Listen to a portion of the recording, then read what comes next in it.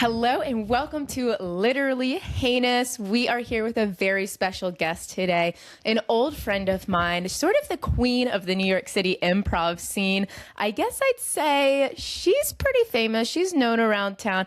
Mckenzie Fleischer, welcome to Literally Heinous. Thanks for thank you. Okay, off to an interesting start. Your personality completely changed when we turned the cameras on. I'm reeling a little bit. My personality is the same everywhere. I'm just so excited to have you on. I feel like we've talked about this for a while. Yeah. So Mckenzie and I went to college together, and we were on the same improv team, Fishbowl Improv. Yes. And Mackenzie's from Ohio. I am from Ohio. And now she lives in Bushwick near me.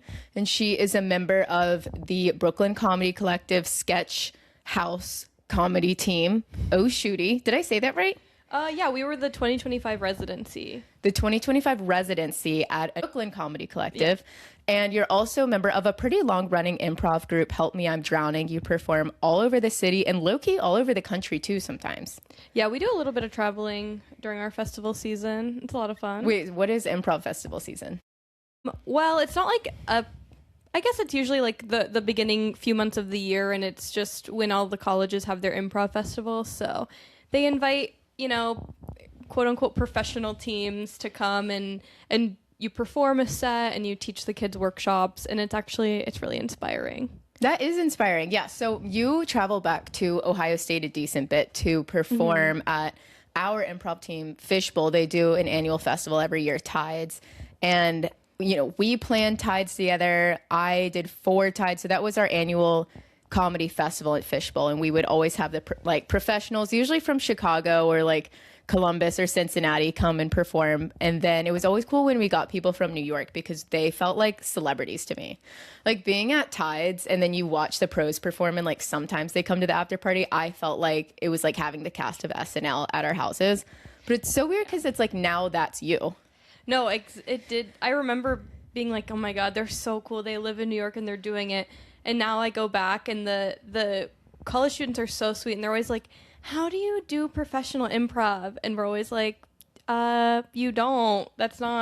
You don't really do that. Maybe you teach eventually, but it's not, there's not really one simple, clear path, unfortunately. Do you not feel like a professional improviser? I definitely feel like I'm doing improv at consistently and at a high level. And I'm really proud of the show that I do. But I mean, it's not my source of income. Yeah. I mean, who even is a professional improviser? Because I feel like no one's a professional improviser. You get to a point where you become an actor, or writer. I feel like it's like TJ and Dave that are the one people who, and I feel like to be a professional improviser, you are essentially traveling all the time. Yeah. Performing. I don't know of any, maybe the Drunk Shakespeare people. Yeah. That's more of a union theater job. Yeah, but in a sense you are a professional improviser. You get paid, not every time you perform, but sure, you get paid a decent amount, when you say? Yeah. Our monthly genre shows make a good amount of money. Yes. Okay. So Mackenzie's improv team, Help Me, I'm Drowning, does monthly genre shows, and they do some really fun ones. And I am jealous. I'll read them every once in a while. I'll read one and be like, that sounds like so much fun. So what are your Wait a second, because actually I've invited you to do the show a gazillion times, and you go, I'm never doing improv again. I'm never doing improv again. Oh, okay. So now you're gonna come on the podcast and lie. No, okay. I think you've only invited me twice, which is very nice of you. Why would I invite you again when that was your reaction? Okay, and I didn't say it I'm never doing improv again, but it is true. Our experience in Fishbowl, our improv team, after that, I was kind of I don't think I can do improv again. You're so good. Thank you for saying that. But performing, it's hard for me to perform with people that I don't really know. That's real, but we do a rehearsal. Yeah. And I guess I could. I don't think I'm that good. I think I've lost my chops a little bit. And it's truly okay. Okay. If you were to do an improvised, a improvised Love Island, I'll see those and that sounds really fun. Or an improvised, something that I'd something girly. I would maybe do that. But I like to know people. That's fair. That's really fair. What are some of your favorite genres that you've done? every October we do improvised slasher, and that's always a lot of fun. Yeah. Just a lot of like killing people. We've done erotic thriller. Okay. That was really fun. We do family drama every Thanksgiving time. So those are good ones. Okay, so let's talk about Fishbowl really quickly. Yes. So we came up in Fishbowl together. So at Ohio State, where we went to college, there were 2 improv teams, 8th Floor and Fishbowl. And I actually auditioned for 8th Floor my fall freshman year and didn't get in. 8th Floor they were pretty selective, but also it kind of depends on like which team had their auditions first. Did you audition for 8th Floor? No, I never did. Yeah. But honestly, and I'm not just saying this because I was in Fishbowl, but like looking at the vibe of both teams, I am like a Fishbowl person through and through. Like, I feel like the context a little bit is that 8th Floor was sort of like, it was giving like rich kid, like, you know, they charge for their shows. Like, who is charging for a college improv show? Grow the F up. Yeah, so 8th Floor was around before Fishbowl, and Fishbowl actually originated from a group of college kids who Say his name, Alex Layfeld. and Carly Cohaig, and there's... Say his name! Say his name, Alex Layfeld. Started Fishbowl because they didn't get into 8th Floor. And maybe I'm butchering the history, but that is the truth of why Fishbowl was born in 2011, which feels like 100 years ago. Was it 2009? Oh, wait. Yes, it was 2009. And you know what's... I'm sending this clip to Alex Layfeld. Fishbowl was born in 2009 from a group of people that got rejected from 8th Floor Improv. And then, so now Fishbowl's been around for like 15 years since then. And it's crazy to think that in a couple years there's going to be Fishbowl members who weren't even alive when Fishbowl was founded. Whoa. Isn't that weird? That's so weird. Yeah. So Fishbowl always from its inception has had a little more of like an alternative kind of like ragtag energy about it. Didn't charge for shows. Fishbowl did weekly shows. I'm not sure what their like cadence is now, but Fishbowl did shows every Sunday. 8th Floor charged for their shows and did maybe like 4-ish shows a semester, just like a little more refined, whatever. So I don't know about you, but when I was in high school, I read Tina Fey's Bossy Pants. Yes. No, one of your questions was like, how did you discover improv? And I was going to say, like, I read Bossy Pants and it was like, oh, this feels like a step to doing comedy. Yes. I would do improv like when I was a little kid at like camps or whatever, schools and theater stuff, and I always liked improv, but I didn't know that it was a thing that you could do. And then when I read Bossy Pants when I was in high school and Tina Fey talked about her improv team, I was like, oh my God, like that's what I want to do. So when I started going on college tours, I would always try to figure out if there was an improv team or not. So when I got to Ohio State, I actually knew about Fishbowl first, and then I learned about 8th Floor, but 8th Floor had their auditions first. So I went to 8th Floor auditions and got a callback and everything. And I just remember I had so much fun at the callback, I couldn't stop laughing. And that was probably why I didn't get into the group, because I could not stop laughing because everyone was so funny. And I didn't get in and I was distraught. I was like, college is over. I don't know what I'm going to do. And then I went to the Fishbowl auditions and thought that they were really rowdy and really disrespectful, and I didn't like their vibe. And then I got into Fishbowl. And then that was that. And I was so glad that I did. And then you joined. But you had a rough first few years. No, it was a rough first year in Fishbowl. I had a rough first year in Fishbowl. The dynamics were really weird. There was a misogyny problem. Yeah, Fishbowl used to be, well, when I joined, there were 17 people in the group. And that was a lot. And there's way too many people in the group. It was pretty male dominated too. It was very much like traditional comedy scape, which is like male dominated, very few women. Like the women were like, if anything, a little bit cliquey, a little bit like, I don't know. And it was just all around weird vibes. And I was kind of miserable like my first year in Fishbowl, but I just knew that like it could be so much better for me. And like once certain people left or once certain dynamics changed, like then it would get better.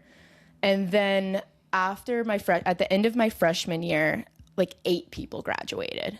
And shout out, and I love some of those people, so I'm not like knocking that whole group of people. But once we were down to like brass tacks and there was like 9 people in the group, I was like, okay, like now we're rocking and rolling. And then like after that year, I feel like I kind of came into my own a little bit more and just felt more comfortable and less like scared all the time. And then the next year we got like 6 new guppies in the fall, and they like changed everything. Like they brought in this new dynamic. We got another girl in the group, and just like that was when things really started to shift to a more like, I don't know, just like democratic process, and like less cliquey and less gossipy and less backstabby, and it just became a lot better. And then the next year after that was even better, because then I was an upperclassman and I could kind of do whatever I wanted. And then we got you, and then we got Carly, and then we got Audrey, and then that was when the women took over. It was. I was going to say, by the time you became president your senior year, it was like the most fun ever. The vibes are amazing. There were some problem people, but it was great. So you joined my junior year, and that was a really fun year too. And then my senior year, then I became Fishbowl president senior year. And then that was when I was like... It was too fun, and we made COVID happen. We had too much fun. COVID was a result of it. And it was like, being in charge of Fishbowl was honestly like, I don't know. It was really nice because I'd been in the group for so long, and I'd seen like so many patterns of like, these kinds of people do this, these certain behaviors enable that. And like, I've seen so much. So I felt like I was hopefully able to get the group into like a good spot. Well, you were really protective of the group because you were like, I came from when this group was like really rough. And so I feel like you were so good at fostering like a really great environment. Thank you. Yeah, it was really, really fun. And Fishbowl, my senior year in Fishbowl was my best year in Fishbowl, 100%. Definitely like because it's honestly like, not to sound like a dictator, like a fascist, but it is really nice to be in charge. Yeah. And it was just like nice to get shit done. And I felt like I delegated a lot and like was pretty transparent with like my leadership, but I was also just kind of like moving pretty quickly and like making decisions, which was nice. But when I think about college, like Fishbowl is the number one thing that I think about. Oh, that was like my whole Ohio State experience. No, Fishbowl was my life. We have matching fish tattoos that we got on spring break, March 2020. Well, I was going to say, because the question of like, what's your favorite Fishbowl memory? I was going to say, well, spring break and getting the tattoo. I'm coughing the whole time. I so obviously have COVID. I tell Sumac, I think I have COVID. They're like, you definitely don't have COVID. Everyone else in the group gets sick. Yeah. Do you remember that? Yes, because I got really sick after spring break too. Because I gave everyone COVID. And everyone says like, oh my God, I think I had COVID back. And like, but it's like, we really had did. COVID because we also had driven like 14 hours or whatever to Tybee, stopping at gas stations. We did like a giant trek. So our senior spring break, we did Fishbowl spring break. Every year there was a Fishbowl spring break. I went to 2 out of the 4, but my senior year we went to Tybee Island in Georgia, which is near Savannah, and we had so much fun. I feel like Mckenzie and I were really the matriarchs of that group because we slept in the master bedroom and we made dinner. And then what else did we do? Yeah, we did make dinner like that first night. Well, we went to we met Satchel. Wait, who was Satchel? Satchel is at the weird bar we went to. Huckapoo's. We went to Huckapoo's. And then we were just like drinking, and then some person named Satchel came up to us, an employee, and was like, do you guys want to see the barn out back? And we were like, sure. And it was just this like barn all by itself, and there was a pool table. There were like there's like the picture of you on the toilet, like do you remember that? Yeah, he called it VI-poos. Yes. Because the bar was called Huckapoo's. And we did, on spring break, we did a seniors night out. And it was just like the 6 seniors of the group. And we made all the underclassmen drive us to the bar. And then pick us up. And then come pick us up. And we just got kind of rowdy at the bar. We're taking shots. And then Satchel comes up to us and he's like, do you want to go to VI-poos? And we were like, what's that? And they were like, it's a VIP area. Only the best customers get to go to. Then he walks us out back. We're all a little bit like, oh, let's just take a turn for something scary. And then it was just a shed with a pool table. Yeah. But that was, it was really actually fun. So nice. It was so fun. And then we came back and like tormented everyone and like woke everyone up, came home screaming. You were puking in the bathroom. I have an amazing picture of you puking in the bathroom. Let's put in the assets. And then also that year, okay, so then that was when COVID started. Like, yes, I remember we started COVID. Being on spring break and starting to get the like, oh shit. Well, do you remember me, Audrey, and Sumac we took acid one day, and then that was the same day that someone came up and they were like, Tom Hanks has COVID. I thought the world was ending. Yeah, that was Tom Hanks having COVID, because that was like the first famous person that got COVID. Yeah. And then that was also when we found out that our graduation ceremony was like postponed 2 weeks. Oh, I don't remember that. And that was when I was like, fuck. And then I was thinking, oh, okay. So yes. So COVID did happen mid-March. And so that obviously was the end of our senior year. So, and that really sucks, but I still like have no regrets. Like the way that we made a meal out of like August to March, mid-March, like we had 4 years worth of fun in like 9 months. Yeah, well, we went to Harvard and then we had Tides, and it was, but also we missed like the senior show. The ball was rolling. I think that was maybe like the most like the happiest point of my life. It kind of was for me too. Like so in the beginning of the year, I think it was in February, 8th floor, of course, every year would go to Harvard's festival, and they were so annoying about it. And when I was president of Fishbowl, I was like, fuck this. Like, I'm getting us to Harvard's Improv Festival. Because, okay, going back to what Mckenzie said about festival seasons, like college improv teams will host festivals and invite other teams from all over. 8th floor always went to Harvard. And then I was like, okay, fuck it. I'm going to email the Harvard improv teams. And they said yes. And it was like 4 days out and we had to decide.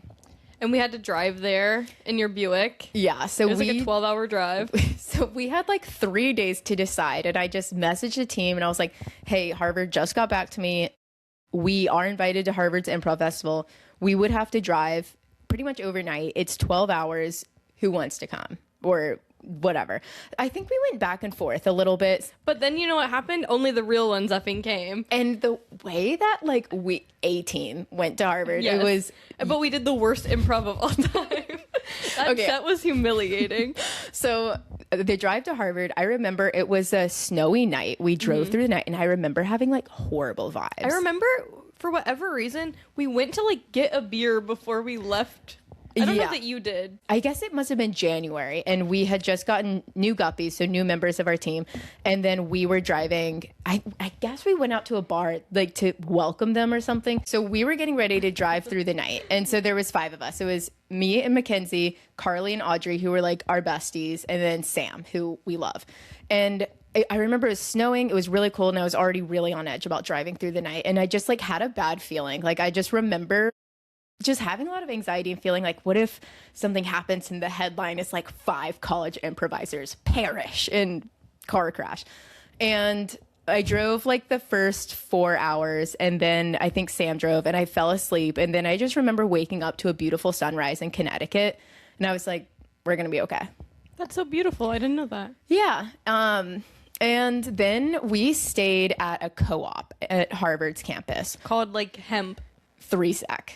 3-Sec, yeah. So you go, okay, so most of the time, if you're a college improviser and you go to another college's improv festival, you're staying in the apartments or in the houses of the other college team. So you're usually like sleeping on a floor. So we stay at a co-op, and the guy that hosted us, he was really like nonchalant. Do you remember him? He just kind of dropped us off and then left. He was like, I have class. Yeah. So we go to this like huge house on Harvard's campus, and he was like, yeah, so like this is a co-op. So like, you know, at most schools, like co-ops will be like, you know, like what? And I was like, I don't know any of these words that you're saying. So a co-op was basically like 20 students living in the house in some like socialist cooperative environment. Yeah, it used to be like a hotel or an inn, and then it got turned into this co-op. And like I guess it's like you cook dinner once a week for everyone. Yeah. It's like communal living style.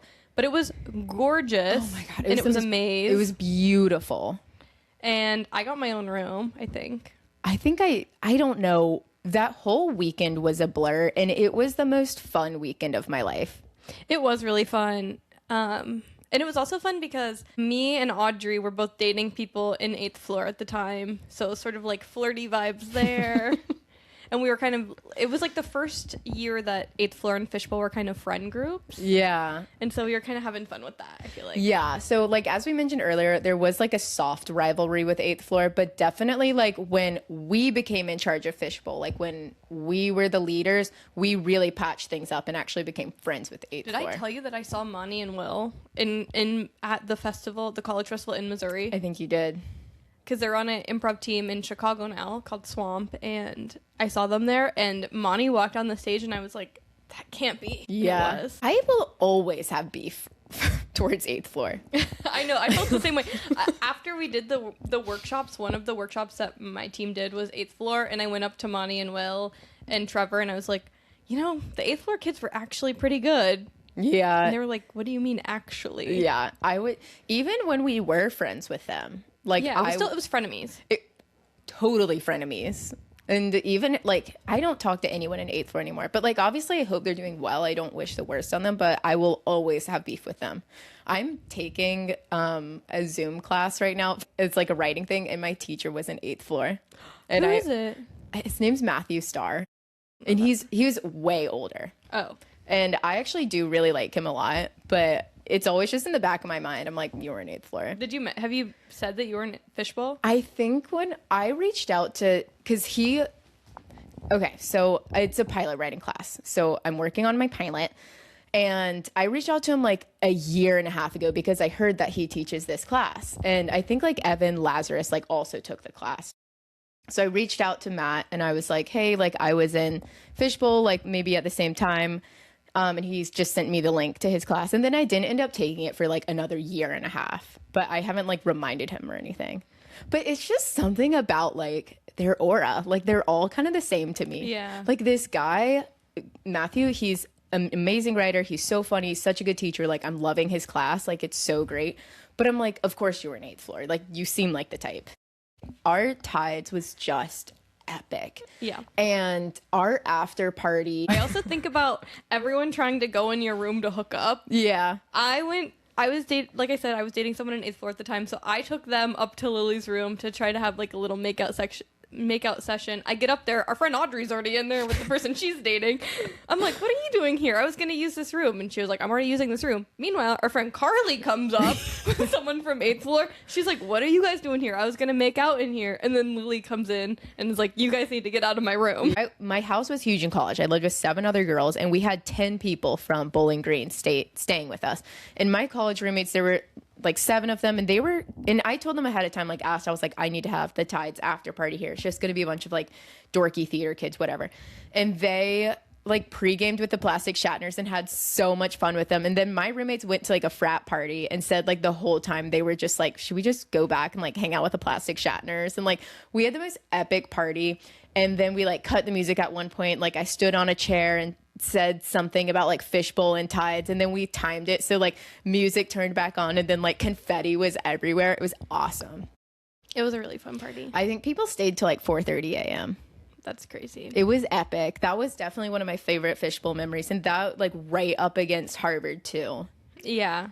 And yeah, Harvard was mostly just fun because the group that we were with was like all of my best friends in the group, and we just like fucking around, walking on Harvard's campus, like making fun of everything, like doing a self-guided tour, like trying to break into rooms. We did unfortunately have our worst improv set of all time. Yeah, we were trying to do too much, I think, looking back. But that was kind of like our price to pay. Like we couldn't have too much fun. Well, it was also like no shade to Harvard, but their improv team wasn't very good either. They were kind of flops, and they wore ties, remember? Yes, they wore little ties. Do you remember the president of the Harvard Improv Group? She was like this nerdy girl, and she kept like saying that she was going to have sex that night. I do not remember that at all. Okay, well, the president of the Harvard Improv Group, she was really nice, but like we were going into the green room, I guess, to like get ready for our set. And then the Harvard improvisers were all wearing like Harvard ties, which is really dorky, by the way.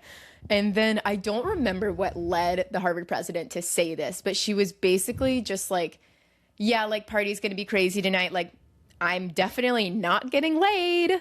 Meanwhile, at Harvard, they have to have the parties in the dorms. Yeah. Because everyone lives on campus. Yeah. The after party was actually really cool for Harvard. It was in this like giant dorm. Do you remember that? Yeah. Like all the lights were off and it was pretty cool. It was definitely really groovy. And then there was this one really cool, pretty blonde girl wearing this like mini skirt in February. And I was talking to her for a little bit. And then her dad was a Supreme Court justice? Yeah. And then she left and this guy next to me was like, do you know who her dad is? And I was like, no. And he's like Chief Justice John Roberts. Right, who voted no on same-sex marriage, yet his daughter was hitting on my girlfriend. So how's that going to make sense? Yeah. Not to out her. I had the greatest time of my life in Harvard. Wait, do you remember that right before, this is a little vulgar, but right before our set at Harvard, we were blowing up that bathroom? Yeah. It was like one in, one out, back in line, one in, one out, back in line. We were just like cycling through. Like we each had to have used the bathroom 6 times. And then the other group started coming up and being like, can we use the bathroom too? And we were like, actually, we're about to go on. That is, when I think about Harvard, that's up there too with like the same 5 stories that repeat. I don't know what we ate that day, but like We got like coffee like right before or something. yeah, I guess we got coffee at like 7 p.m., like right before our set. And we were like, we weren't really addressing it at I mean, it was just like truly, we were like, we would come out of the bathroom and get back in line. So the 5 of us are trying to warm up for our set. And it's like, that's probably why we fought. I know, we could be like, whoosh, actually, I need to go right into the bathroom. I'll be right back. And then so there was no more than 4 of us warming up at a time because someone was always in the bathroom. and then we had like a monopoly on it, and like another team, like someone from another college would try to use the bathroom and we'd be like, oh, sorry, we're in line. We're actually about to go on. We have to use the bathroom.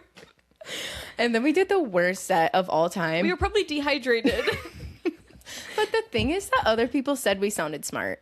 I know. I think it was one of those things where it was so bad that they thought we were trying to like do something intentional. And I remember you were so sad afterwards. I was angry. You were really angry because Mckenzie, and of course it's paid off tenfold, but you always took improv really seriously, like as you should have. And like, I am glad that you did, but you were definitely one of like the only people that like, you've known what you've wanted to do for so long, and you've had your eye on the prize for as long as I've known you. And I'm getting deep, but now like seeing what you've built now and like all these amazing things, I'm like, you took it really seriously. And like, if we had a bad set, Mckenzie would definitely be like, I need a fucking minute because like this is my future. It was just like it was like embarrassing how bad it was. Like, I cannot stress enough. We did like it was The Matrix plus Inception plus Christmas was our suggestion. It was and bad. I think that half of us got Inception and The Matrix confused. That was me. I've never seen either. And I kind of knew both, but I wasn't confident enough to like make like a statement. So we kept saying like red pill, green pill, and like, it's a dream. And it definitely like it was really hard. And obviously doing bad improv is a humiliation ritual. That's like why I can't do improv again, because I hate doing bad improv. I do think I've gotten to a point where even my like bad sets are like okay enough that I don't feel humiliated. I have been humiliated doing improv so many times in my life, and I just can't put myself in that position again. Yeah, that's real. But yeah, the Harvard set was really bad, but I was also just kind of laughing at it because I was like, this weekend's been so much fun, like who cares, you know? And then yeah, but you were always like doing improv was your thing. Yeah, it was just like we were in front of all these new people. It was our first time going to the festival, so you always have the worry of like, oh, they might not ask us back. And also like my girlfriend was there, like yeah, oh my god, having like significant others watch you do improv, at least like you're in the competing improv team. Yeah, or the rival improv team. Yeah, that would also stress me out. Even when Jack I never really liked when Jack came to my shows too, because it always felt so embarrassing. But Jack's always been supportive. Jack has always been supportive. Any other Fishbowl story? I mean, I could talk about Fishbowl all day. It's literally... Well, I feel like that's like the fun stuff. I've been trying to think of any other like iconic funny moments, like the bathroom situation. That's just too good.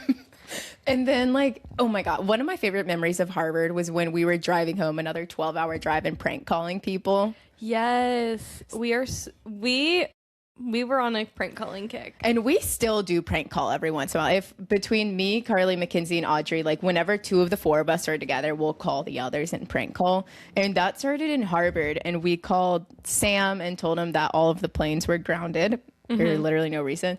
And then Adam, who was in our group, and he was obsessed with Aretha Franklin. And we called him to tell her that she died, but she died like 10 years ago. That was a really funny one. I was proud of that one. And if you get a prank call, you have to play along. Yes. That's part of it. So our prank calls are not mean-spirited. They're not like your refrigerator's running, or it's not like so mean-spirited. Because then they go to the refrigerator and then go check and their butt cracks out. Why would be out? Because you're leaning over to see and then the butt crack comes out. That's how it is in the movies and why you say that. Oh, I didn't know that. Or, I also hate prank calls that are like, oh my God, did you accidentally post a nude on your story? Like, that's too real. That's mean-spirited, and because it could happen. Yeah, ours are always sort of like more absurd. It's more about the fun of like pretending to prank someone. Like, you called me and told me that Ariana Grande died. That's kind of mean-spirited. That one, I was like, I didn't play along. Okay, so so obviously Bossy Pants and Improv. How has anything changed over time? Like, are you more interested in one area of comedy than you thought you'd be, or are you losing interest in something that you thought you'd love? Oh my gosh.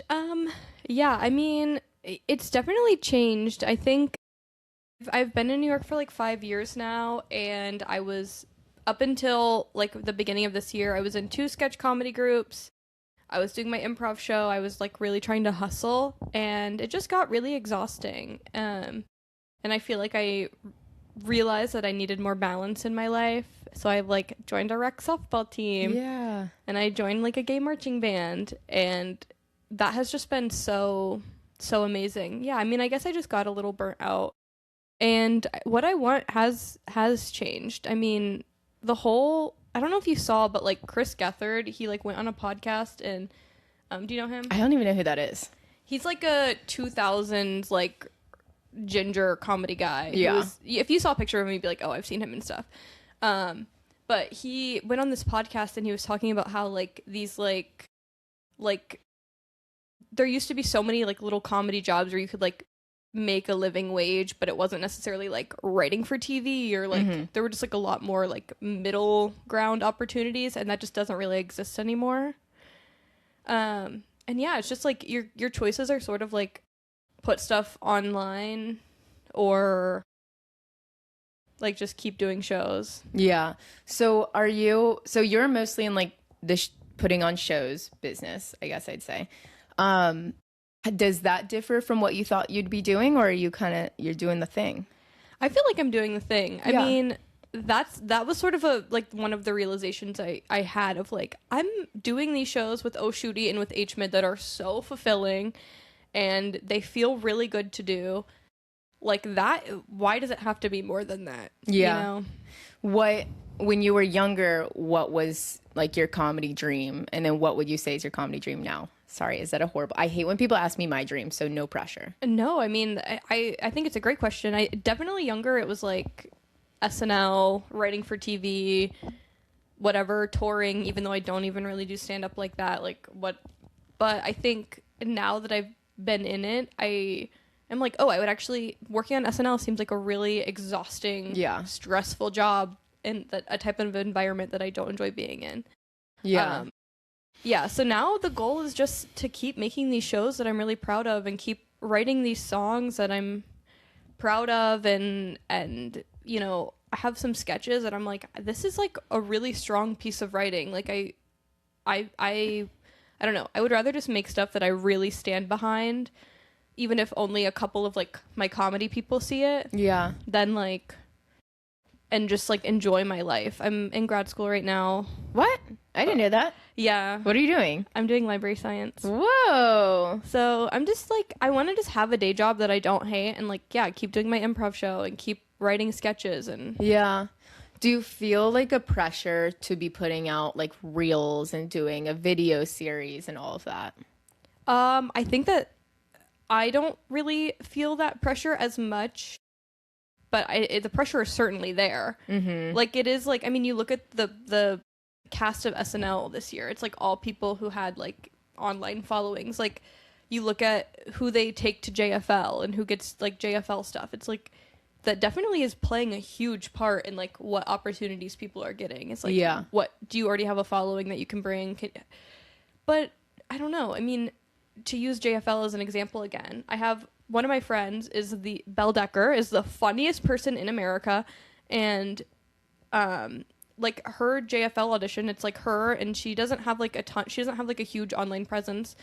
And these people are in her JFL audition who have like so many followers, and it's like, but you can't perform live. You can't write a live character. Like, yes, you can make content that does well on Instagram and TikTok, but that is a different skill than like being able to write a good sketch. Totally. Being able to perform live. And I feel like we're losing that distinction a little bit of like, that is a great skill to have. Like, sometimes I wish I could be better at like making content and having that eye, but it is like, that is a completely different skill than being a good writer. There can certainly be overlap, but I totally agree. And there's not one person that is good at everything in comedy. Like, there are people that I've seen that are so funny online and you're constantly going viral, and their stand-up, I'm like, whoo, Nelly.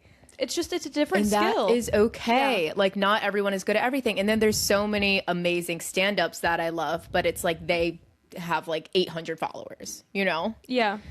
Damn, yeah, that is really hard. And then I also feel like for SNL, like, I feel like having internet followers is almost kind of a curse when it comes to breaking mainstream, because people just want you to like live in their phones, you know? And it's like, that's not what you do. I feel like Veronica is cool. Has done such an amazing job. Yeah. Like, I really admire her. I feel like her work on SNL is like really solid, and she's still like making her videos. Like, I'm just like, who has the energy? Like, that girl is, props to her. What is like the deal with SNL right now? Is it still like everyone's dream? Is it still like competitive, or what are the streets feeling? I mean, I think it's still a lot of people's dreams, but I also think now that I think a lot more people would rather just have like online clout and like a bunch of followers and do brand deals, because then you make your own schedule and you have like you're your own boss and you have your own creative control. I am waiting for the day that someone that I know gets on SNL. I know. I feel like I'm always like 2 degrees. Like when Jane Wickland got on SNL, I was like, okay, we went to a Pride party in the same friend group one time. Yeah, it is really cool being in New York and like doing comedy here, because SNL is like not far away. No, I mean, well, everything is like you're like 1 degree away from these people. It does feel very cool, but it also, I don't know. Someone that was supposed to headline one of my shows and then ghosted me is on SNL. So that's just like, Sunday. Yeah. No shade, by the way. No shade. No, they're busy. I mean, they are booked. Yeah, for sure. But I'm like, and dang, that would have been cool if I like had someone on my shows that's like now on SNL. Yeah. But I hope that Joe gets like go on the show. You know, I mean, it is just so interesting how like, yeah, I do think people that are really successful online don't have as good of stand-up. Is that okay to say that?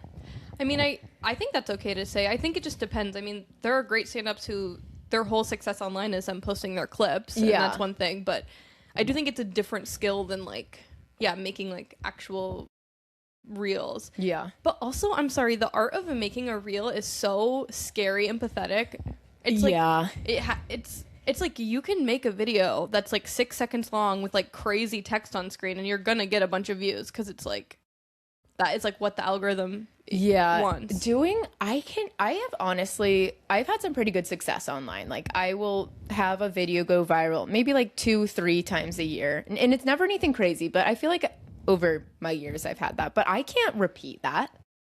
You know what I mean? Yeah. Like, I had my kale one go viral, and that was like fun, but I'm like, I don't have any more ideas. How are people posting 3 times a day?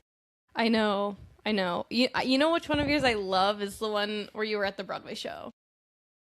Really? That one makes me laugh. Wait, about like trying to figure out who's hooking up in the cast. Oh my god, that's kind of a deep cut, but thank you. I really like that one. I remember the first time I saw it, I was like, ha! Thank you.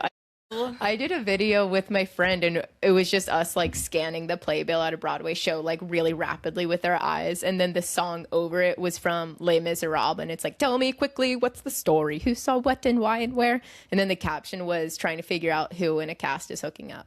I think that's I mean, that just maybe it's just the niche of like it being like, you know, theater, but it's also like the using like that kind of TikTok doesn't like lend itself to like building my own audience, because I'm using like a viral sound clip and then just like a caption. Like, you need to be like front cam. I don't know. It's just like so ridiculous. Well, my friend in improv group and fellow improviser Robin, he Robin is cracking me up right now with his AI interviewer videos.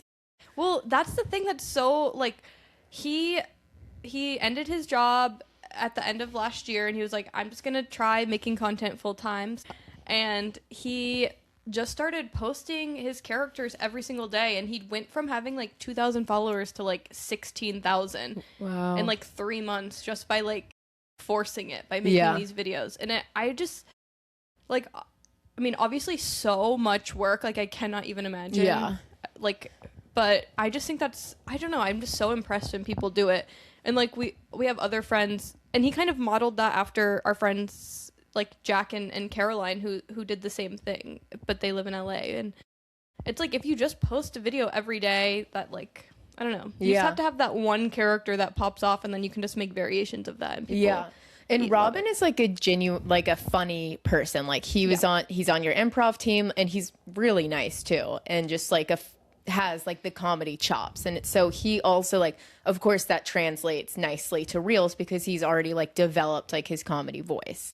Yeah, but it you know, it's so, I don't know, it's just so interesting about like the characters that do well on reels. It's like you have to choose, you make this character and then you just like hit the joke over and over. Like there's no like nuance to real comedy, you know what I mean? Like it's just like you say the obvious thing. And people on reels are so stupid. Like, I hate to say it, but and I kind of hate to say it too, because okay, yes, I'm also like actively consuming vertical videos and TikTok and reels, and so I'm also a consumer. But like having some videos go viral and just reading the comments, and I'm like, oh my god, people are so dumb.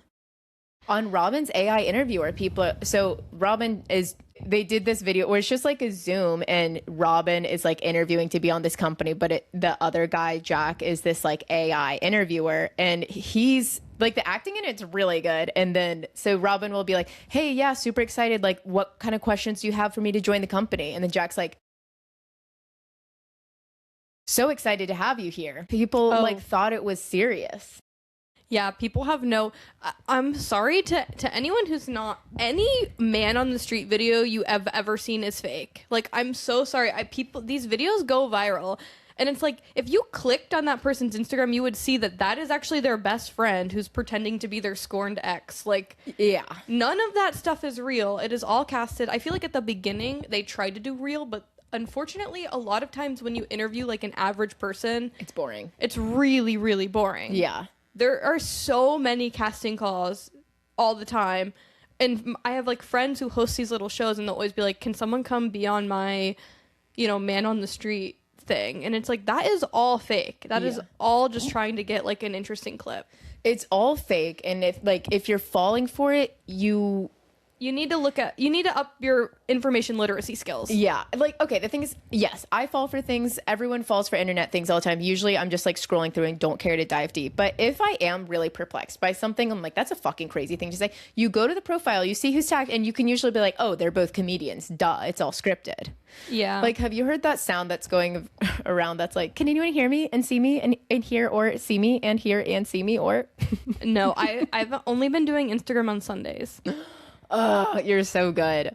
No, it's because I was like, it makes me sad. Like, I'm a little bit of a jealous Janice, and when I get on and I see one of my friends has gone viral, I can't always have a positive attitude about it, and it makes me feel like such a loser. Damn. So I get off Instagram, and then it's like, when you're not on Instagram and you're not seeing these videos, it's like, actually this does not affect the outside world at all in any way. Yeah. So you're jealous, Janice, about like people going viral? Yeah, and it feels so lame. It'll be like, or like people like getting like a cool role or opportunity, and it's like, that was never gonna be for me. That's how I feel about Rachel Sennett. Yeah. You guys are in direct competition, to be honest. Rachel and I are sort of, I guess I'd say like peers in the industry. Sure. You guys both have curly hair, which must be hard. Curly hair, big boobs, funny. Like, one of us is actually Jewish. Oh. I know. And so it's like, of course, like, I wasn't getting an HBO show anytime soon necessarily, but like, obviously, like, it was, I love LA. I was like, it just feels a little bit too close to home. Yeah. And I unfortunately loved it. Why? But why is she making that show? It's like, girl, you've lived in New York for like ever. She's been in LA for like a while. I don't think that's right. Do you have anyone who you feel like you're peers in the industry with, but like you're not actually? Oh my goodness. I don't think so. I feel like I know that my peers are my peers. Yeah. I know where I stand. That's good. You know where home's at. I know where home's at. I know that I'm a nobody loser. Nobody gives a fuck about me. That is not true. You're on the main stage house team. You're a highly sought after improviser, and you do have funny videos. And I feel like you are the kind of person that's like genuinely has good comedy chops, and that cannot be taught at Instagram Reels University. Yeah, and you know what? That is one of the things that gets me through the day. I also am really trying to have like my friend Athesha says this all the time. She's like, you need to have an abundance mindset. Just because someone else has an opportunity does not mean you won't also have an opportunity. To quote Ariana Grande, there's so much room at the top. She said that? Mm-hmm. She said that? Yeah, and get well soon. Oh my God. Yeah. That's really nice. There's more than enough for everyone to go around. And one thing that like I like kind of my North Star for my creative journey is integrity. Oh. And I think that with a lot of like creators and influencers and podcasts and the man on the streets, like just lacks, a lot of them lack integrity. And there's a lot of creators, like another person I admire, but I'm jealous of / also hate is Alex Cooper. And I know that she's kind of crazy, but I do really admire like the business that she's grown in all the sketchy ways that she's gotten there. But I also think that like success when not earned is short-lived. And you have to like maintain your own integrity and your own like code of ethics and just like being true to yourself and not being fake. And then like you'll be rewarded tenfold. Yeah. Well, I feel like there's also a lot of people who think that doing like content and online stuff is like easy, and it's like actually when you're like actually successful and you're doing it for your job, it is like a 24/7 your life is your job type of work. Yeah, and it's you're thinking about yourself constantly. I don't know, it's really dark. And the people that like say yes to everything, I'm like, it gets to a point when like you gotta pick and choose. Yeah, I agree, and I really agree. I like that integrity is your North Star. I feel like I mean, I feel like it's easy to be like, I'm not doing the Reels thing. Like, I don't think that like, because obviously it just is something that takes work and effort. So, but I do often, I'm like, I don't want to like just like put out content for the sake of like putting out content. I want to like make something that I really stand behind. Yeah, and I mean, Reels is not, there was a minute like, for a few years I've like kicked around like, should I commit to like making more content? Should I force myself to do a video a day? Like I have a decent amount of success when I do apply myself, but I'm like, I'm not doing that. Like if I have a funny idea, like the kale idea just came to me and I did it and it went well. Like the Broadway idea just comes to me. So like if you have an idea, do it. But I don't think that anything good comes out of forcing yourself to record something. Yeah, I agree. And what's your take on like the man on the street interviews? Because I'm tired of them. I'm also tired of them. I feel like the ideas are getting so obscure. Yeah. It is like, okay, we're going to go to the shelter and like pick a puppy, and then we're going to like teach that puppy tricks. And while we do that, we're going to like interview someone who's on a run. It's like, it's okay to like actually go back to basics sometimes. Yeah. I know. I mean, there's just so much going on. Even with podcasts, sometimes I'm like, the fuck am I doing? Like with my podcast, like who doesn't have a podcast? But also, I've had my podcast for 3 years. This will be my 59th episode. Like, oh my goodness. I know. Congratulations. Thank you. It's kind of crazy. I'm like, most podcasts are pretty short lived, and that's like integrity. Like I have integrity in my podcast and like what I share about myself, and I like to maintain, like I think my podcast is pretty PG, and I like to be PG. I don't like to be too crazy and out there. And it's just like, maybe I've got a fuck ton of stories that like I could tell on the podcast and probably get like some viral clips, but I'm not going to like talk about things that I'm not comfortable sharing about myself for a few views. Like if it's meant to be, it'll be. Yeah. And I think it's great that you have a podcast. Thank you. I don't think that again, it's like there's abundance. Who cares if there's another podcast? Like, just make your podcast if it's something you want to do. Yeah. Because what is this right now? We're just hanging out and we're talking. And look, people are benefiting from this. We're teaching. And then I did want to ask, okay, so you obviously improv is your home base, and then you've recently, in the last few years, gotten into sketch comedy. And your live performance sketch comedy shows are incredible. Which do you like better?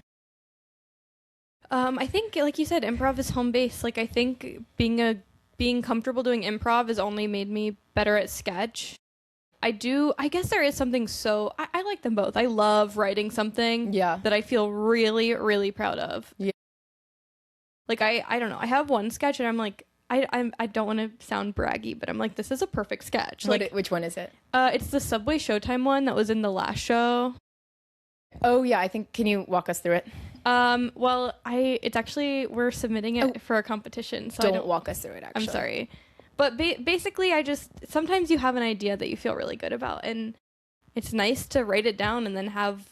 With Shooty, it's like everyone is so talented and so funny, and so getting to have them bring it to life. So Mckenzie's sketch group, you auditioned for it at BCC, correct? Mm-hmm. And there's like 6 people in the group now, and you've had 2 shows. And then, so basically, how does it work? Do you all pitch ideas for sketches, and then everyone picks which one they want to write? Yeah, we all pitch ideas, and I feel like pretty early on, you get a sense of people are like, oh, that's so funny. Everyone's kind of like pitching on it. And then you write your own sketch. And I've been in a sketch group in the past where it was much more like everyone had their hands on every script. And I think that there's value to that because you get a little bit of everyone's input, but it also, I think, is much harder. Mm-hmm. And I do like in Shooty the fact that my script is still my script. And at the end of the day, if I don't want to take your suggestion, I don't have to. Yeah. And then how does it work for casting? So if you write a sketch, do you get to pick who's in it? Yeah, I mean, I feel like at this point, since we all have known each other for a year, you can just be like, oh, I know Eric is the person for this role. I know like Grant should fill in here. Yeah. Okay. And then musical comedy is something that you're very talented in. And I love musical comedy too. So you've done 2 songs, the Magician one, and then the recent one, which is my favorite, Let's Make a Sex Tape on an iPad. Yes. Talk about the journey for songwriting. Well, I did the Second City Conservatory, which is like a year-long program where they teach you how to make like a Second City style, like 2-hour-long review. And one of the units in that is like songwriting. And I actually pitched my Magician song for that. And the person who was in charge of the musical program there was like, it's a pretty one-note idea. I don't really think it's going to go anywhere. Oh, that's a nasty thing to say. Yeah. So then I brought it to Shooty because the rehearsals were happening at the same time. And I was like, I have this idea, but I don't think it's very good. And I sang it, and my director, Philip Markle, was like, I think that's a great idea. And he was like, as it is right now, it is one perspective, but just add another perspective. CC like helped produce the song, and they were a big part of making it. And my friend Grant also has experience in musical comedy, so he was like, this is Grant from Twink and a Redhead. I know some of you guys out here know who that is. Yeah, he obviously with Twink and a Redhead, he's doing a lot of musical comedy, so he like really guided me through the process. He introduced me to his producer, and yeah, we made the song. And I'm like, that is just another thing that I grew up listening to The Lonely Island and Garfunkel and Oates, and just like loving musical comedy so much. And so to have my own song, it felt so full circle. I also used to be terrified of singing in front of people, and I have completely gotten over that. You really sound great. Thanks. And I love musical comedy too. We spent like a year in Fishbowl where we were obsessed with musical improv, and that was really fun. I actually did a musical improv class here at BCC. Oh, yeah? Yeah. It was really hard. I remember when you were doing that. It was really hard, but it was fun.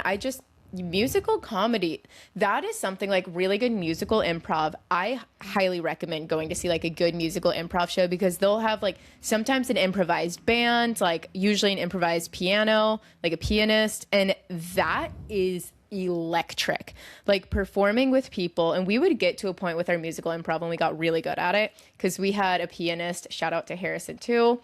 And we would have like choruses, like we would all remember the chorus and like come back and sing it. We would do a reprise, we'd do callback numbers, choreography. It was incredible. Yeah, if you're in Columbus, TBD is amazing. Yes. They are so good. And then New York or LA or Chicago, Baby One's Candy would be the place to go. For sure. Okay, so can you talk a little bit about the different comedy scenes in New York, like the different theaters? Yeah, I mean, I feel like each theater just has its own ethos, you know? Like, obviously, UCB came last. Like, they used to be... You mean BCC? Well, UCB reopened last, I guess. Okay. But obviously, they were a huge mainstay beforehand. But it's, like, so hard. I mean, actually, it's like Second City opened before UCB this year. Anyway, BCC's motto is fuck it, love it. And I think that they do a great job. BCCs, where whenever the kids at the college festivals are like, where should I go? I'm like, go to BCC. They'll let you put up a show. They'll let anyone put up a show, and they will let you get paid for it if you are able to sell enough tickets, which is so rare. They are such a supportive theater. Yeah. And I feel like a lot of the cool stuff is coming out of there. I mean... Yeah. I did BCC stand-up. So when I moved to New York, I just kind of wanted to, like, be done with improv. I couldn't imagine improv without Fishbowl. So I wanted to try stand-up. And BCC stand-up class was great. I made... Like, two of my best friends in New York City, I made in my BCC class 2 years ago. And we still hang out every week. And you can, like, anyone can do a show at BCC. Like, it's so easy. And the community is really strong there. And it's very, like, Montessori. Like, it's very warm, huggy, fuzzy. Like, yeah. Yeah, and I mean, I think it was made with that intention. Philip Markle, who created it, like, he really was trying to reject the negative experiences that people had at like the other theaters. It's very queer, like, I wouldn't even say queer friendly. It's like queer forward. Yeah. And like definitely like female forward too. Like, and there's men in it too, like straight guys. Like, there's a little bit of everyone, but it's very progressive. And I really like that a lot, but it's also like, you know, if you're looking to be a little like edgy comedy, like, I don't know. I don't feel like it. I don't know how to explain it, but it's not for everyone. No, and it's I not. don't want everyone to go to PCC. Like, if you like a certain like if you want like a really supportive, like kind environment, I've never had any issues with anyone that I've met at BCC. No. Yeah, BCC is great, but it is definitely like alternative comedy. Yeah. Then there's UCB, which reopened like a year ago, or I guess like 2 years ago now. And I mean, UCB is as the same as it's always been. They're all about like improv-wise, they're all about game. Mm-hmm. They're like teaching you the Herald, which is like a specific type of like a specific form of improv. I did a sketch show there that ran for a year. It was like a monthly sketch show that we did. It was part of their Spank program, which is like you pitch a half-hour show and you're paired with another half-hour show, and then they give you notes, and then eventually you get like a run. And we went through like 6 rounds of notes. It was horrible, and they really were like, the notes just kept being like, we want you to do more game, we want you to make this like more UCB. So I think, to me, I think that's a downfall, because everything kind of comes out being like the same style of comedy, whereas I think it's like, why not just like have like a nice variety of things? But I guess they're just, I don't know, trying to like standardize. But we ended up doing the show for a year. It was fine. The soon to be not artistic director there was kind of rough. But I guess that's going to change, so maybe it'll get better. UCB, I've been wanting to go to, I have been craving seeing like really good improv, and I should go to one of your shows, obviously. But I was like, maybe I should go to a UCB show. A lot of like, you can see a lot of SNL people there, which if you're into that thing, it's cool. I think there's a writer there. Is it like Kara O'Sullivan, I think is her name? She's an SNL writer, and she hosts shows that are like tons of SNL people on, like the people that are actually on TV. So that's cool that you can do that. I actually saw at BCC Severance, Helly R, and Zach Cherry's improv group is Phillips. Yeah, Frat Boys. Yes. Yeah. I was on a show with Britt Lauer once. It was like, I was kind of like, what are you doing here? Wait, what show were you on with her? It was Philip Markle's birthday roast. So everyone roasted Philip, but low-key people were not roasting. How was she?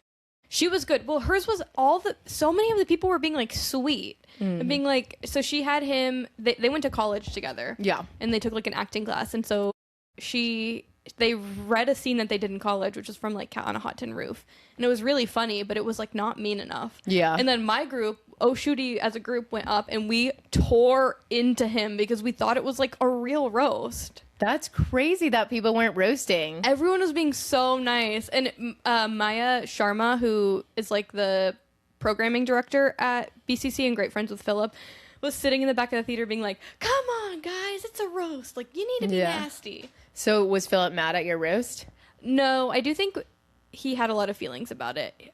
I don't think he was mad. He understood what he was getting into, but I think that, you know, he was maybe hurt at times. You cannot host a roast for yourself and feel any type of way about what anyone says about you. Yeah. I do remember Fishbowl was going to do a roast one year. Of course, Matt Loxley was spearheading it, and we were getting close to doing a roast, and we did like a little form that was like, how much do you want to be roasted? Like lightly toasted, medium roast, and burn me. And I said lightly because I know my boundaries. I'm like, I don't want to be roasted. I do not, you know, and I know that like Matt and some of the other people on the team like really wanted to do a roast and like get in on people. And I was like, I'm willing to participate, but I'm setting my boundaries. Don't roast me. Like, I am sensitive. Yeah. And I'm like, how could you? I would never host a roast for myself in a million years. So I'm like, if Philip was doing that, then you should not be mad about anything. It was really fun. The jokes were flowing. That sounds fun. So yeah, Britt Lauer from Severance. What was she like? She seems really nice. I mean, it seems like she and Philip has like, he's like really good friends with Darren Chris, who like really? sent in a video. Yeah. He just like knows. Have you people. heard the tea about Britt Lauer's husband? No. It's like all over Reddit. So she like is low-key canceled online, or at least in like some Reddit communities that I'm in, or like you can't post about her without someone pulling up this article. But I guess her husband like sexually harassed some people in Hollywood, like some makeup artist. No. I know. So I don't know. Do with that what you will. I feel bad about like spreading gossip. If I had known that, I would not have done the show. So can you issue an apology? Okay. And then another theater. So what's the deal with the Pit? You know, the Pit is just kind of its own beast. I feel like there's also like the Magnet, and then there's there's a Magnet, and I think sometimes it's just like you just want to do improv and you don't want to have to go to Brooklyn for it, so people just like do the Pit. So, and then Second City just moved to Brooklyn. What's like the New York Second City like? I know you worked there too. Yeah, I worked there for like a year and a half. It did just sort of close. It got bought by like a stand-up company. It's going to become a stand-up theater. They are still going to run classes, but I don't know why you would take classes there when there's like no opportunity to then perform there. Yeah. It's an interesting business model to me, but low-key, Second City is canceled. Don't go there. Dang. Yeah, improv, I will always tell people that it is it's my number one recommendation for, like, honestly, just life hack. Like, if you're in a new city, any town in the world offers improv classes. Like, I did one class in Detroit when I was, like, after I graduated college and from Fishbowl, I took, like, 3 years off comedy. I was like, I don't even want to look at improv. I don't even want to think about it. And then I started to get antsy and just did like a little improv class, and I'm still friends with like one of the people that I met, and that it's the best way to make friends. It's just you have something to do every week, and I totally recommend it. Okay, so rounding out my questions, your improv group, Help Me I'm Drowning, has been together for a long time, like almost 4 years maybe. Yeah.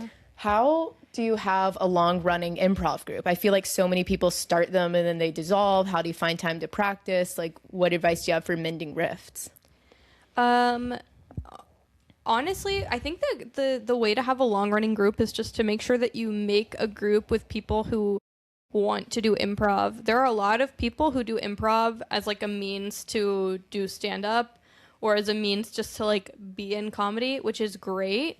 But your show probably isn't going to last that long. Like, me and Robin and Ethan are all, like, improv-first people. Like, improv is the thing that makes our heart sing. So it's like, why would we stop doing that? Yeah. And honestly, we haven't had, like, crazy riffs. I mean, I think there was, like, a little bit of a struggle of, like, breaking down, like, who did what duties for a while. Robin was doing a lot of the producing work. But honestly, we just like talked about it, and me and Ethan were like, well, we're going to step up and we're going to do more of it. And you guys met in a BCC class. Yeah, we met in Maya's level 2. And I mean, that's so lucky that you met these two people that you've had a 4-year partnership with. Well, technically, actually, Robin and I met when we both worked at the Late Show. Oh. Yeah, and we agreed to sign up for the class at the same time. Okay, wait. So yeah, walk us through your night show career. Drew Barrymore. Yeah, I mean, I was a CBS, now Paramount page when I first moved to New York. It's a horrible job.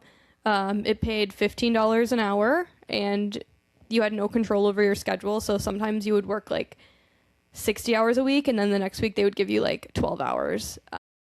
And the boss, the woman who runs it, I'm sorry to air the dirty air my laundry, but she's nasty. She's so rude. She would line us up and be like, this is what's wrong with your uniform. This is what's wrong with your uniform. No one cares that my name tag is crooked. Like, you are nasty. I really do not like her. She also, like, I kind of quit the program in, like, with, like, a bad... We parted on bad terms a little bit because I was working at Drew Barrymore at the time, and we would check in the audience, and Drew Barrymore is a daytime show, and the daytime shows usually film 2 episodes, so they don't have to film every single day. So we had finished the morning show, and it ran late. Drew is so sweet, but she is a yapper, and the shows tended to run long, and if the show ran long, then we wouldn't get to eat lunch. And so, or we would have to wait like an extra like 2 hours until the next show started to eat our lunch. And so these people were taking a really long time to use the bathroom. The show just ended, so everyone goes to the bathroom, which, great, use the bathroom. But people were in there, like, putting on their lipstick and, like, fixing their makeup. And so I said, kind of loudly, I wish these people would hurry up so that I could go eat my lunch. Yeah. And then this woman came out. The mean lady? This was, like, an audience member. Okay. But my boss was, like around. Yeah. And this woman came up and went, I want you to know that you just ruined my entire experience at Drew Barrymore because I just had a lovely time. Drew was so sweet and I had a great time. And now you're talking about how hungry you are. And that just ruined my whole day. And I went, I'm sorry that me being hungry ruined your day. Have a nice day. Bye. That is crazy. And my boss kind of came up to me and was like, you can't talk to the audience members like that. And I was like, well, we should be getting lunch. And... like, we make like $15 an hour. Like, yeah. Can we please just get lunch? Like, yeah. It's not that serious.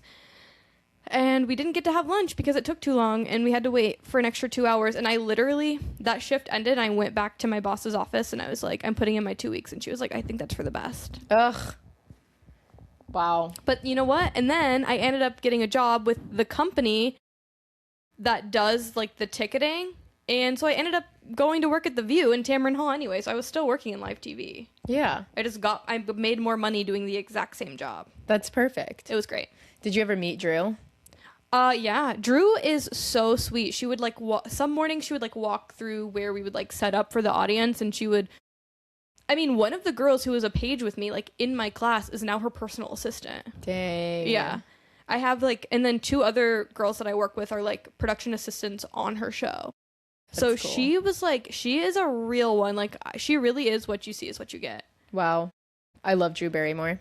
I love her too. She's That's gorgeous. so good to know. Okay, so we're going to transition into a Literally Heinous original called Chic or Freak. I'm so excited. So I'm going to ask you a series of rapid fire questions, and then you are going to tell us if it's chic, which means like cool, sexy, fun, interesting, or freak, which is like weird, tacky, gauche, loser behavior. Okay, chic or freak improv jams? Freak. Same. Oh, okay. I don't think you're a freak for doing them. I just personally hate them. There are good ones out there, but a lot of them are bad. If you have to pay for it, don't go. Yeah, improv jam. It's like open mic for improv, kind of, except you're just going up and performing improv with probably a bunch of strangers. It's probably a bunch of strangers, probably a bunch of men, and if you're a woman, they're not going to let you talk. It's yeah. I think I've done one improv jam, and it was in Denver when I was living with my cousin one summer, and I was working at a comedy club, and I did an improv jam. That was a very traditional like improv stand-up club, where it was all men, and the only women that were there were so mean, and like the girls, because it was like there was room for one girl. The girls were really mean. There are good ones. My friend Kendra hosts a really lovely one on Saturdays at BCC called the Forever Jam. Yeah, that one I would go to if I didn't totally swear off improv jams. I just hate performing with people I don't know. But yeah, they're very, very easily a horrible space to be in. So horrible. Because also, like, even if you do know someone, like the people that do know each other are just gravitating to do improv with the 1 or 2 people they do know. Yeah. Okay, chic or freak? Asking on Instagram stories to be booked on people's shows. Chic. I think that's fine. Yeah. The first time I saw it when I moved to New York and started like following people that do comedy, I was like, that's so weird and desperate. But low-key, everyone does it.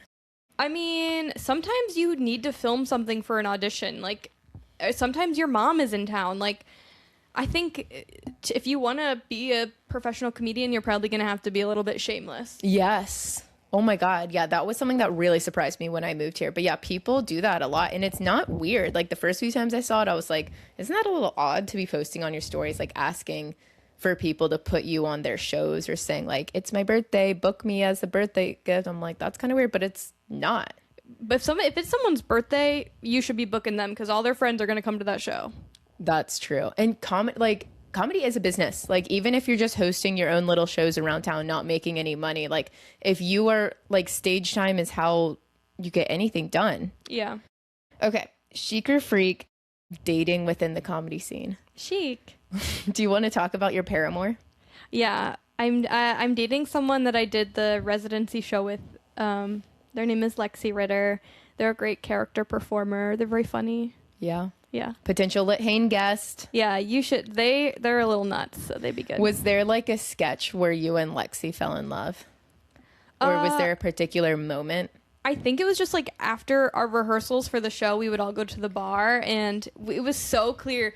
We would be like, okay, question for the table. Like, how many people have you dated? And it's like, we so clearly were just trying to like vet each other. Or like, question for the table, are you a top or a bottom? Like, yeah. We were like dating through the group and then things happen. Is there any like weirdness about performing comedy with someone that you're dating? Yeah. Oh yeah. We've had like huge fights about it. It is really, really hard. But I think this past show is like the first time that we didn't have any drama. Okay. It's really, really hard. Is there something you feel comfortable sharing with the Haniacs? And the Haniacs are very respectful. They won't pry.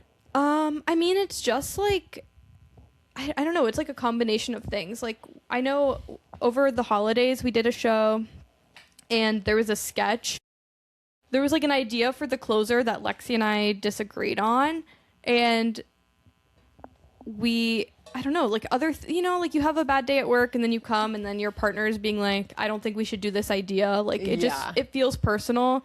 It's also like everyone is allowed to give notes, but when Lexi gives me a note, I literally want to be like, shut the F up. You don't know what you're talking about. Yeah. Like it just feels so personal. And I also feel like there's, to some extent, it's like you feel more comfortable maybe being a little nasty. Like I feel like there are times that Lexi had said something to me that I'm like, I don't think you would have said that to anyone else in the cast. Yeah. Because you just feel more comfortable with me. Yeah.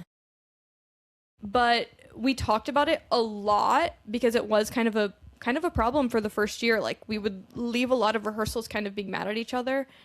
And we really got to a place where it's like, if your notes are feeling too much, like I can just be like, can you just not give me notes on this? Yeah. And then me also learning, like, when they're giving me notes, it's like, I don't need to take it personally. I think that's fair. Yeah. Yeah, it sounds like you guys are... We worked through it, but it was a struggle. Okay, chic or freak? Yeah. Disney adults. Freak. Same. I'm sorry, Grant. I'm sorry, Olivia. Yeah. To me, it's like Swifties. It's like, if that is your thing, that is beautiful. I'm glad that you found a thing that makes you profoundly happy. But don't make it my problem. Don't make it my problem. And like, I'm not going there, and I don't have to think it's cool. I don't understand. Even when I was a child and saw life-size Mickey, Snoopy, whatever, or not Snoopy, I don't give a fuck. I would know there's a human in there. How are you a grown adult looking at Snow White or Mickey Mouse crying? Like, that's an adult. Dude, we had a sketch about Disney adults that ended up getting cut from the show. And now I'm like, we have to film it. Because Grant ended up not really being able to do the show. Yeah, I do.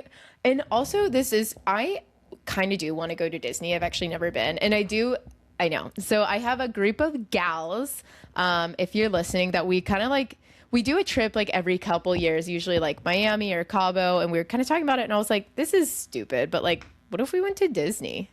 Because I've never been, and I would want to go to Disney, but in like a cool, like not freak show way. The Disney adults cannot own Disney, okay? You should be able to be like a normal functioning adult who wants to spend a vacation and their hard-earned money and enjoy some things at Disney, I think. I agree. And not be a fucking weirdo about it. And I sent it in the chat, and every single girl was like, it's so funny you say this. I've been wanting to go to Disney. But it's like the Disney adults like ruin it. They do. I mean, they're always like, you don't know this trick. And it's like, actually, I'm just trying to like have a nice day. It's like, here's how you plan your day at Disney. I'm like, I think that if I went with like 3 of my girlfriends and just for 3 days, we would have a grand old time, eat some good food, have some good desserts, like go on a couple rides, get drunk. Like, I think that sounds great. I think you should go. I think we're going to go. Okay. Chic or freak, sketch groups that make reels together. Freak. Chic. It depends. Okay, so let me refine. So a group of comedians, but they're all mostly like reels comedians, and then they have like a little group and they like make sketches together that just go on reels. Chic. I think that's fine. Yeah. You think it's freak? I had a friend who dated someone. Okay, my friend is like a serial chuckle fucker, and it's like really. I haven't heard that in a while. I love it. So she like dates a lot of comedians, but it's like I kind of know her through comedy, so I'm like, why are you doing that? But like she's dating these guy comedians, like, and a lot of them are like reels guys, and I'm just like so turned off by them. And there was one guy that she was dating, and I was asking her a question, and she was like, oh, he can't because he's meeting up with his reels group. And I was like, that's fucking weird. It's not ideal, but like I get the hustle. It's like I get it, but I think for some reason it's like when straight guys do it, it bothers me. Well, straight guys shouldn't be allowed online. So true. It's like if you actually want to be sexy, get off your phone. No, that's what I said. Like that's what, like when I think of like funny reels, like Eric's group or like Evan, like those groups. I love those guys so much, and like they do some funny stuff that I'm like LOL, and like that's different to me. But for some reason, when it's a group of like 4 straight looking or bisexual guys, which I don't even believe they actually are, and then like 2 girls, that it gives me bad vibes. Yeah, I mean, yeah, that's just a bad vibe. Mm-hmm. Okay, chic or freak, SNL. Freak. Yeah. I guess it's fine if that. I'm just like when people are like, oh, I'm gonna go watch the new SNL, or when someone's like, oh, did you see this sketch from SNL? I'm like, no, I'm not watching that. Yeah, it depends on who's hosting. Like Ariana Grande, I'm sat. Connor Story, sat. And occasionally I'll go back and watch the clips. But I just watched a recent SNL clip that tickled me. Like I was howling at the moon. But isn't that so delightful when you don't have to watch a full episode and then someone is like, actually, this one's really good. And have you seen the Kristen Wiig Jumanji one? No. Dude, it makes me like every time I'm almost going to pee my pants, even if I don't even have to pee. My favorite SNL sketch in recent years was the Timothy Chalamet Troye Sivan one. Did you see that one? And it's like Sarah Sherman is in the hospital because she was doing poppers, and then it's Timothy Chalamet plays Troye Sivan. That one makes me laugh. The recent one that I saw was a Weekend Update one with Marcello being the red heart emoji and Mikey Day being like the aerial tramway emoji, and they're like beefing about, I don't know, it was so dumb, but it's like talking about their emoji friend groups and like who's it was really funny. Okay. Chic or freak, and now we're at Lexi's. So Lexi wrote a couple chics or freaks in for Mckenzie. Chic or freak, posting shows but saying you aren't going. Chic. I think that's really chic, actually. Can you elaborate? So sometimes someone will like, I feel like Lexi's actually really good at doing this, but you like share your friend's show poster and you're like, hey, I can't make it to this, but you should come. And I think that that's like a supportive thing to do. Yeah. I mean, I think I'm like, who's actually going to go to that show from that? Probably not really anyone, unless you have like, you know, any sort of following. But I think it's just like, I'm never going to say it's freakish to be supportive. Yeah. So, okay, that is an interesting thing. So like in the comedy community, like sharing stories or like sharing virtual show flyers on your stories is like one of like, it's huge. It's everything. It's huge. I'm like, I don't even know what to say, but that's kind of currency, I guess, in the business. So it's like, of course, when you have your own show, you share it. And I was always a little bit sad, like when I would host my shows. And they wouldn't share it? Yeah. And that is something that people are talking about. Oh, really? Well, I feel like I've heard so many people like, well, and she didn't even, it would be nice if she shared the poster. Okay, yeah. So when I would host my own comedy shows, like I'd have my lineup on it. And usually like I'd have 3 slots for like my friends. So people like that kind of just started doing comedy. And of course they would share and treat it like their own shows. And like my friends that I met in my BCC class who I had on my shows would share and treat it like it was their own show, which was great. And then I would usually have 2 or 3 slots on there for like comedians that have been in the biz for a while, like my headliner, and they would never share it. And I'm like, isn't it a net positive for you, a comedian, to show that you're headlining a show and you're not going to share it? People take their Instagram stuff, and this is a freak, taking your Instagram stuff way too seriously. Like, you need to grow up. I think people are just like this isn't, it's not my, I don't know. People are just such freaks about it. I just don't get it, because are they just like, well, I'm not going to use my promotion coins for someone else's show, but you're still on it. Low key, can I tell a little quick story? Yes, of course. Okay, so there's this improviser girl, so annoying. Everyone hates her. I'm not going to name her. And she really wants to be a stand-up, but she's in the improv scene too. And she DM'd me and was like, hey, can I be on your improv show? And I was like, oh my gosh, yeah, we'll put you on the list and we'll have you on one. I was on a show with her later that night. She shows up and one of our mutual friends is like, oh my God, how was your show? And she was like, how was your improv show? And she was like, oh my God, it's crazy. I did not promote it at all. I would never promote an improv show. I'm not going to waste promotion on improv when I can use it for stand-up. But I didn't even promote it at all, and it was still packed. Isn't that crazy? Like, I don't even have to try, and everyone shows up. And I literally went in my phone, took out my list of like people to have on the show, and I deleted her name. I was like, why would I have you on my improv show when you're sitting next to me bragging about how you're never going to promote improv? Yeah. And you're not even good at it. Damn, that's crazy. Yeah. A few things to unpack here. I also like think it's interesting to DM someone to ask to perform. I don't think it's crazy, but it's something that She's a notorious DMer. So, and that's something that you can do in the comedy scene, which I didn't really know that until I joined and saw people do it. But like, you can just message people and ask to be on their shows. And I think maybe for improv, it's a little bit more liberal because you can have upwards of 10, 15 people on an improv show. Yeah. So it wouldn't be that big of a deal. And then for, one of my shows, when I posted it, I had someone DM me and ask to perform, and they had a lot of followers. So I said yes. And then that ended up biting me in the ass because I didn't think that person did a good job at all. And I would just thought, I don't know. But it's like, you can do it. And like, it's not even weird. And it's the same thing. You can just post on your Instagram story, which I think is a little bit, I don't want to say it's tacky, because it's not. I just don't personally do it. But if you really are in the business of like, it's a volume game, you want to be on as many shows as you can. And if that is your goal, then people post on their stories like, hey, like, who can book me on a show? And so, yeah, the DMing culture, like in comedy, like you have to ask, like you can't. And then, okay, here's the other thing too, because it's like, comedy is not nonchalant. Like you have to be very chalant. But why do I also feel like everyone's obsessed with being nonchalant with like, so not promoting shows? It's just like everyone wants to look cool. You know, yeah.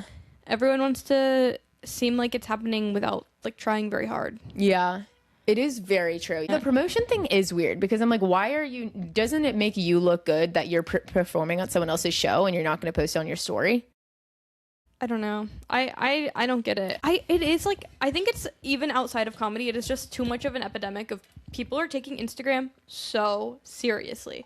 Like it's okay to look silly online, y'all. But the thing is, people do look dumb online because you think that like, oh, they take their Instagram so seriously, but then they're posting a picture of like gum on the sidewalk being like, me and who? I'm like, that's fucking dumb. And you're being precious about your Instagram posting that? Right. Speak on it. No, I actually think someone needed to say that. Because like, where is the line? Like, I'll see people in comedy and like, they're either like ghosting me or not promoting my show, or like I know that they're being too cool for school, and then they'll go ahead and post like a really stupid text exchange with their mom, and I'm like, you think that's funny, but you not funny enough to reshare my flyer? Right. You have to, if you're on a show, you bare minimum have got to post a flyer at least one time. Because it shows people that you're busy, so why wouldn't you do it? I'm sorry, and grow the F up and add the ticket link. Like, I'm sorry that it's going to take you an extra 30 seconds to find the link and add it on Instagram. I wish that when you shared a story, the link also shared. It doesn't. I don't work at Instagram. I can't change that. You need to share. I'm sorry, like, share the ticket link. Grow up. Yeah. Because if I'm on your show, I'm doing that. Yeah. But I guess that some people just have common decency. So... We're like comedy courteous here. Like one thing, That is comedy courtesy. Mackenzie's very courteous. I'm courteous. Yes. Okay, wow, hot button topic. Yeah, I guess I've been needing to talk about that. No, that one actually, that was a good one. Okay. Chic or freak, fart or poop jokes. This is actually one that I used to think was freak, and now I've come around to chic, and we talked about it a little bit on the pod. I think it definitely like can be chic. Like if your punchline is like wet fart, like obviously that's freak, but sometimes it's funny. If it's clearly like first thought, any first thought, if your punchline is 9/11, you're a freak. If your punchline is poop or fart or like dick, you're a freak. Like actually have an original thought and think of like an actually interesting punchline. But sometimes a poop story just hits. No, I have a whole stand-up joke about a poop story. Yeah? Yeah, like at Firefly, remember? I realized that Firefly is a separate poop story than Mopop. Oh my God. I actually did think about this in the shower and was wondering if you were going to bring it up. It doesn't make me laugh the way it used to. I mean... Because it's not okay what I did. Okay. I don't think it's okay. You don't think it's okay? I personally wouldn't have done it, but I actually really respect that you did it. Okay. So, I'll tell a story. Okay. So, summer 2019, summer before our senior year in Fishbowl, Mckenzie and Carly... And this other and my friend Sheridan, sort of. Was she okay? Mckenzie. She was a friend of a friend of a friend. Mckenzie and Carly. I was living in Detroit, interning for GM, in this cool high-rise apartment. Mckenzie and Carly came in to this 2-day like festival in the city of Detroit called Mopop. Rest in peace. Headliner Lizzo and Vampire Weekend. Yeah. The first day of the festival, we literally just got there, and then we go into the porta potty, the three of us, just for fun. I was not there. Oh. No, I thought you were in the porta potty. No, I wasn't. Sheridan and I were seeing like King Princess or something. Okay, so Carly and I were in the porta potty together, just because we're freaks. And it was like tight, and they were kind of moving around, and I had my phone in my shorts butt pocket, and I remember like having to pee and thinking, "Don't drop my phone in there." And I don't know, like I knew my phone was in my back pocket, so I don't know why I didn't just like ask Carly to hold it. Like right. a normal she's fucking, in the bathroom. Like a normal person. My phone drops in the porta potty, and I'm like, oh my God, my whole life flashes before my eyes, because on my phone, it's not just like my phone. Okay. My debit card, which is the only thing I use for paying for stuff, and my license. And I was newly 21. None of you guys were 21. And the key to my apartment was like in my phone case too. Like I had a whole contraption, and I immediately am like, my whole life is in there. And I'm like, well, that's it. I was like, fuck, like this weekend is kind of ruined. Like that's how we're, like it's my phone and my license, my debit card, and my key and everything. I'm like, this is going to ruin the tour. And then I'm like, well, that's it. Like, fuck, I guess. And I was like, I didn't have any, like, I was making good money, I guess, at my internship, but I'm like, I'm going to have to pay for a new phone and like get a new ID. And like, I'm not even living like in Georgia or Ohio. Like I'm in Michigan. I'm going to have to like go to another state, my debit card. And Carly's like, you have to get it. And I was like, I'm not doing that. I'm not doing that. She was like, you have to. I've done it before. It's right there. Just go get it. And I was like, I can't. And I'm like panicking. She was like, I mean, think of everything that's in there. Like, what are you going to do after this? And I was like, fuck. So I did reach in and got it. And just. Carly was actually so real for that. And here's it. So I reached in and I was like, I can't do it. I was freaking out, crying. And she was like, you can do it, Lily. Like, I've done it before. She was like, do you want to spend the rest of the weekend like dealing with like a new debit card and a new license and getting your new apartment key and finding a new phone? Is this how you want to spend the weekend? And I was like, no. And then I just went in and just held my breath and then got it and then opened the porta potty door, threw it on the ground, and dunked my arm in hand sanitizer. Literally poured hand sanitizer on my arm, like wiped the fuck out of my phone, spent like 20 minutes doing it. And everything worked, by the way, on my phone. Everything. Debit card worked. My phone worked. No issues. Why would your debit card have not worked? I don't know, because it's like electronic. Like the little insert chip thing. At the time, and I have told way too many people this story because it's an amazing, beautiful story about women overcoming obstacles. I don't regret it because honestly, I'm really glad that I did it. Like that would have really fucked the weekend up. Like it would have been a huge pain to deal with. but I would never do it again. But a million years. You came over and you told me the story, and I wouldn't touch your hand, and I kept calling it your poo-poo pee-pee phone. Yeah. So then for the next year, everyone called my phone the poo-poo pee-pee phone. And I had that phone, I guess, actually that phone ended up dying at the Fishbowl alumni show a few months later because I got drunk and dropped it in the toilet. And I'm like, wow, that's what did it. The poo-poo pee-pee phone ended up dying by being dropped in the toilet. I hope you learned your lesson. I did learn my lesson, and I would never, ever, ever do it again, but I don't regret it. Yeah. Okay. Chic or Freak improv sketch group with pun name. I'm really picky about improv team names. I think Fishbowl is perfect. Yeah, it's cute. And we would have like sub team names, and you know what name I was always jealous of was Dog Bag. I thought Dog Bag was I guess it's kind of similar to Fishbowl, but I thought Dog Bag was so good. Wait, what was Dog Bag? It was like, it was maybe I don't know. It was like our junior year, the second semester. I think Jackson's team was called Dog Bag. That just sounds, I totally forgot about Dog Bag. I literally, every time that I'm in the process of naming a new group, I'm always like, we could do Dog Bag. Like, Dog Bag is kind of good. That sounds a nice ring to it. I don't remember any of my Fishbowl, because we would have like long form teams for the semester. And so you'd form like a mini team. All I remember one was, I think we did Oklahoma for one, or... Yeah, there was also one called like Incontinent something. Back in the early days of Fishbowl, like the year before I joined, there was an infamous group, Suburban Dads, and it was the only time that there was an all-male group of Fishbowl, and it was like super toxic. And I remember everyone being like, bring back the Suburban Dad days. Oh no, it was really toxic. Okay, last one. Chic or Freak Canva posters. Chic. I think Canva can be chic. I don't know what Lexi was talking about. Like, why would that be? I mean, what else do you do? Draw it by hand and scan it? I mean, if you have the ability to use, like, Adobe, whatever, Photoshop and stuff, like, good for you. But Canva is free. Canva, if especially if you know all the tricks of the trade. Yeah. You know how to add a filter. It's an amazing Canva. Yeah. Who does your Canvas? Ethan used to do all of the Help Me I'm Drowning posters, but I think that he used Photoshop. I have taken over for the past like 4 or 5 months, and I use Canva. Mm-hmm. I mean, why wouldn't you use Canva? Like, sorry to the graphic design purists, but like, what do people do before Canva, I wonder? I mean, I think, yeah, people just, I guess, use Photoshop or like Microsoft, like Draw. Word art, yeah. It's weird to think about like the comedy community like before Instagram.